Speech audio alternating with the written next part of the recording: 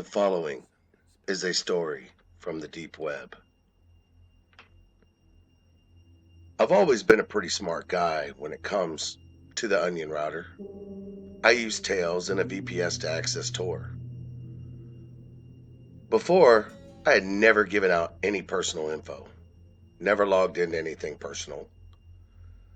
So after telling you all of that, you can understand why this story will be one of horror and embarrassment. I have always been on Tor. I would go to the Rabbit, Intel Exchange, Galaxy, and a few other similar forums, some smaller, but nothing ever too major.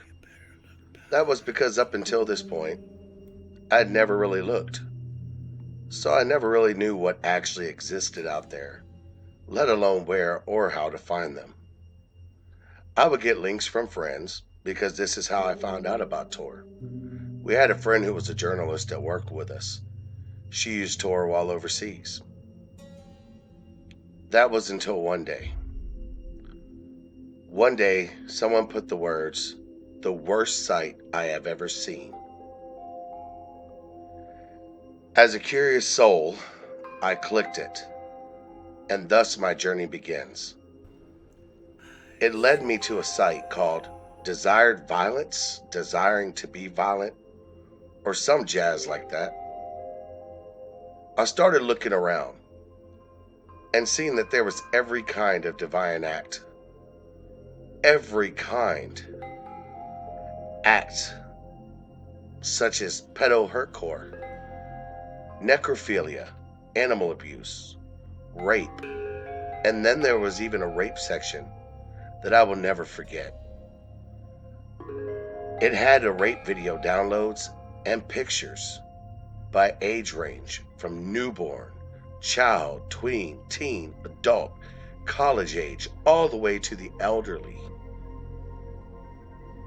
People would post a lot of rape and torture videos and pictures. The videos would all be in links. And at first it felt sickening to be around it. But I wanted to know about the depravity. I wanted to know just how far a person could really go. Of course it couldn't go that far. We all have a soul, right? The more I looked around, the more I realized there really was no limit.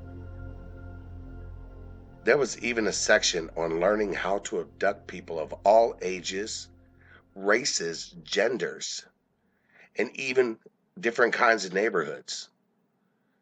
There was even a place to team up. At one time, there was even one such instance to where two men abducted a young girl, maybe 15 or 16, and posted the video up for download. Not believing it, there's no way this could really happen.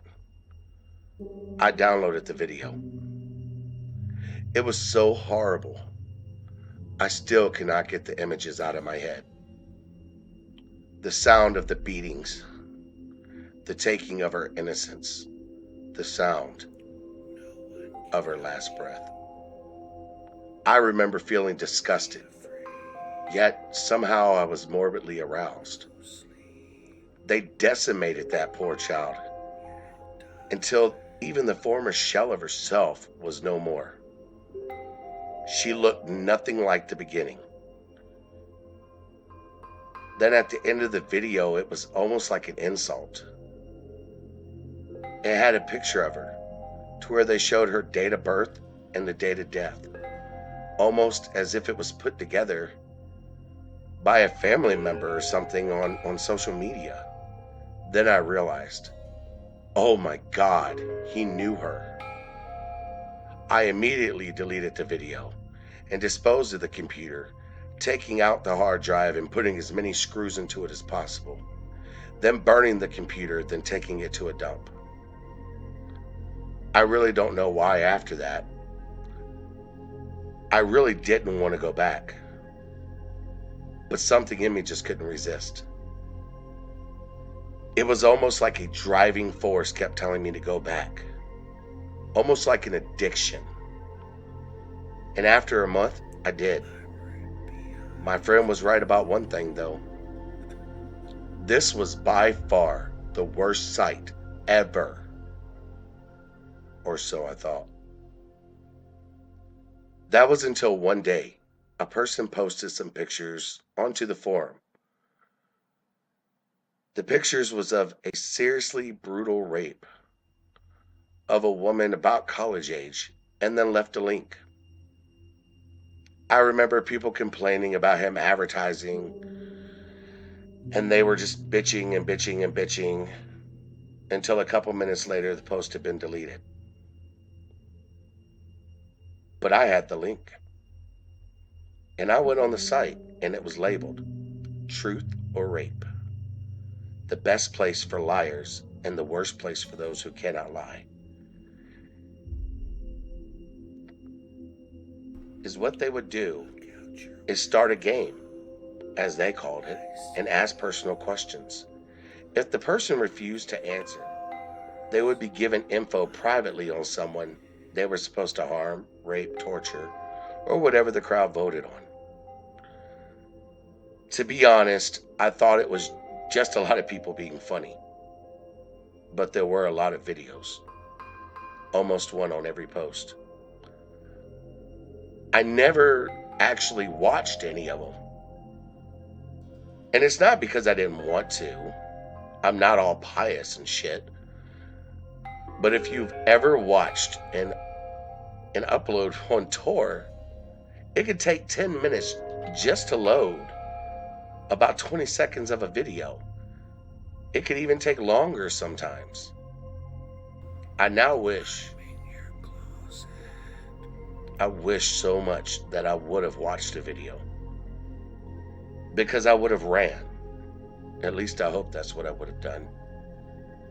Instead, I made an account and started getting to know people, and especially this one girl by the alt nick Red Velvet.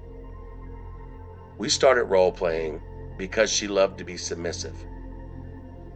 And it turned me on because at home, I wanted the power, but my wife, who made more money than I, would not allow me to take control. So this was exciting.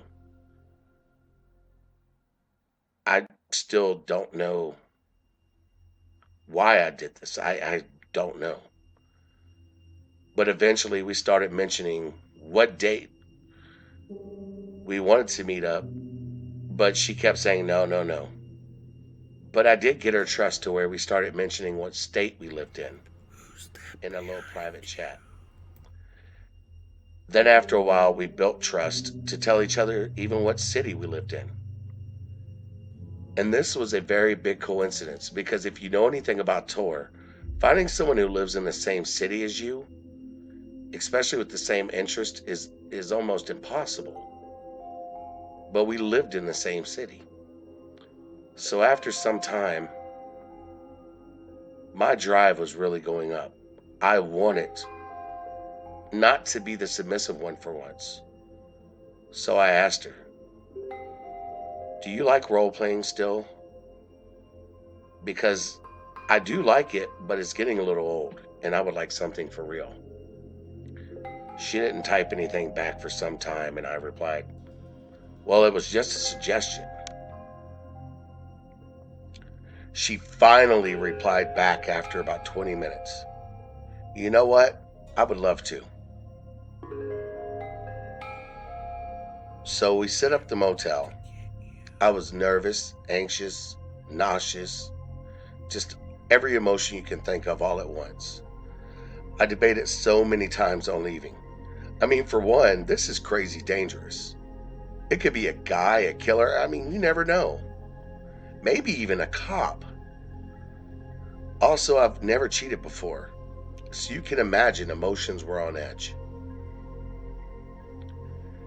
She came in, and oh my God, she was hot. She had pink hair, almost like a raver, but the way she looked was more refined, and her body was, wow. It wasn't hard to give in to temptation. More so when she let me roll her like a king rolls his court. 4 hours to be exact. Until it was time, we both had to leave. I told her I was going to take a shower and would be right back. She said, okay. When I came out of the shower, there was just a note saying, "Hey, I hate awkward goodbyes, so I will see you online. You are amazing, Master." It turned me on so much that when I got home, I took my wife into my arms and started to kiss her, when she instantly shot me down, saying instead of sex on the brain, how about having a second job? I mean, seriously, talk about a mood killer. Later on that night, I went on the site to talk to Red Velvet, but she invited me to a private chat with members only. I have to admit, I was a little upset as I wanted to be just me and her as usual, and I'll watch everything later. What would happen next is where everything changes. The first line I see in the sentence is, "Hello, Jacob." No. He isn't talking about me. There is no way he knows my name. He said it again. Then with my alt nick, or nickname. My stomach dropped. He said, "Welcome to the game." Then he asked me, truth or rape? And I said, "I don't want to play." He responded, "Aw, wouldn't that be too bad?" What would Mandy, Tabitha, and Samantha think? What? How in the hell did he know all of this? How did he know my wife's name and my daughter's names? I guess in all the silence and no typing, he said, first off, it's foolish to meet anyone who is unknown online. More so Tor. Secondly, should you be so bold as to meet up with them, you should never leave your personal items out for them to see. Shit, the shower. I left my pants in. Well, I left it on the bed, and my wallet was in the back pocket. I found out Red Velvet took a damn fucking camera out, took snapshots of my wallet, everything inside of it, including my ID, and sent it to the admin. So now the admin asked again, truth or rape? And if I have to ask you again, my friend's next door. He would be more than happy to go and pay a visit to your wife and your daughters one by one. So I said truth. He asked me some kind of question and I answered falsely, and it was a very personal truth. Once that happened, he said, "Shame, shame." And then a private inbox message popped up with directions and a time. And it said, "Do not be late or your family will suffer." So I go to the house and I read the instructions. First thing it says is to get a bag out from under a bush. There's makeup inside of it, an earpiece, duct tape, and many other things. It says, "Put the earpiece in now." So I did. And when I did, he said, "Wait 5 minutes, then go near the door. You will see a rock lighter than the others. There will be a key inside of it. I want you to get it and go inside of the house." I really didn't want to do it. I really didn't. But I did what he said. I remember wanting to vomit so badly, but I knew my family was at stake, and this was my fault. They should not have to suffer for me. He then told me, "Get the small mirror out." I reached in the bag and pulled out a little mirror. I said, "It's out." He said, "Good now. I want you to paint your face. Paint your face like a clown, but not just any old clown. A scary one.